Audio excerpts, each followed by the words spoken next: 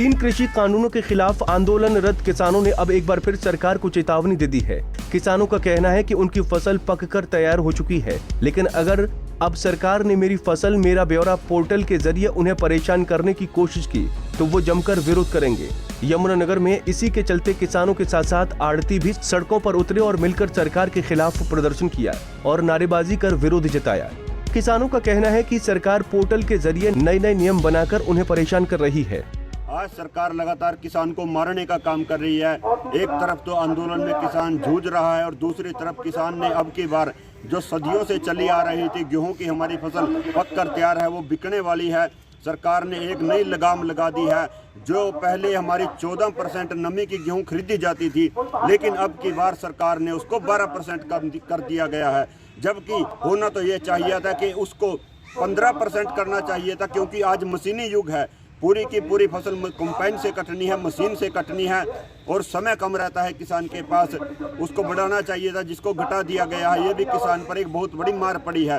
जो टुकड़ा गेहूं में होता था, कटाई में मशीन के कटने में जो टुकड़ा होता था, उसकी मात्रा जो थी 4% थी, उसको भी घटाकर अब की बार सिर्फ 2% कर दिया गया है, जो भी किसान पर भारी मार पड़ेगी।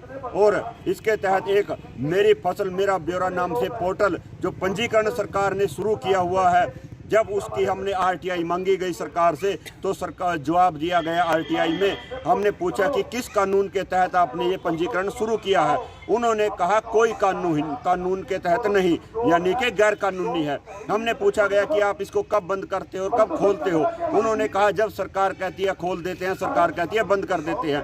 यानी कि सीधा सीधा है कि सरकार भाग रही है सरकारी खरीद से, सरकार भाग रही है एमएसपी से। किसानों को बर्बाद करने पे तुली हुई है। सरकार को ये आड़ती और किसान का रिश्ता बड़ा अखर रहा है। सरकार इसको तोड़ने के प्रयास में है और इस हरियाणा पंजाब के किसानों पर तो विशेष नज़र है।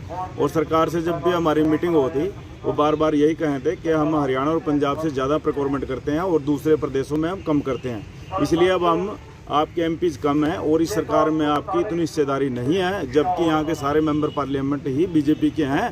लेकिन वो इस बात को इग्नोर करते हैं। जब हमने कहा कि जब हरियाणा और पंजाब पूरे देश का पेट भरता था तो उस दिन कहाँ थे आप लोग? और आज जो मेहनत से लोगों ने ये स्ट्रक्चर खड़ा किया, एक रिश्ता बनाया, आप उसको क्यों तोड़ना चाहते हो? तो इसके बारे में सरकार का कोई जवाब नहीं। सरकार हाँ करती है, सरकार वायदे करती है और फिर अपनी बात से मुकर जाती है, पीछे हट जाती है। बार बार ऐसा आचरण सरकारों को कभी नहीं देखा। यमुनानगर में जहां किसानों ने आड़तियों के साथ मिलकर जिला प्रशासन को ज्ञापन सौंपा, तो वहीं टोहाना में भी किसानों ने फसल पंजीकरण के नियम को लेकर सरकार की शव यात्रा निकाली और जाखल चंडीगढ़ मार्ग पर पुतला फूंक दिया। इस दौरान किसानों ने जाखल मार्केट कमेटी सचिव को ज्ञापन सौंपा और सरकार को चेतावनी देते हुए कहा कि अगर किसानों को किसी भी तरीके से परेशान किया तो वो डट के विरोध करेंगे।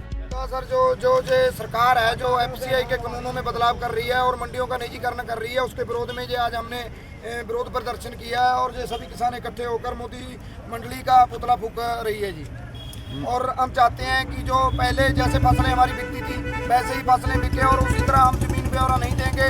ये जमीन ब्यौरा मांगकर किसानों को गुलाम बना रहे हैं और किसानों को ये कह रहे हैं 17 क्विंटल फसल खरीदेगी, जबकि हमारे खेतों में से 25 क्विंटल अनाज पैदा होता है।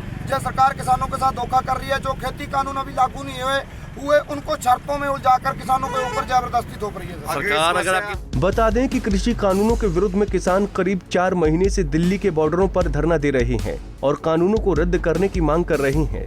इस बीच किसी तरह से किसानों ने अपनी फसल की भी देखभाल की, मगर अब उन्हें डर है कि कहीं सरकार गेहूं की खरीद पर भूमि रिकॉर्ड जैसी शर्तें रखकर फसल खरीदने में परेशानी खड़ी न कर दे।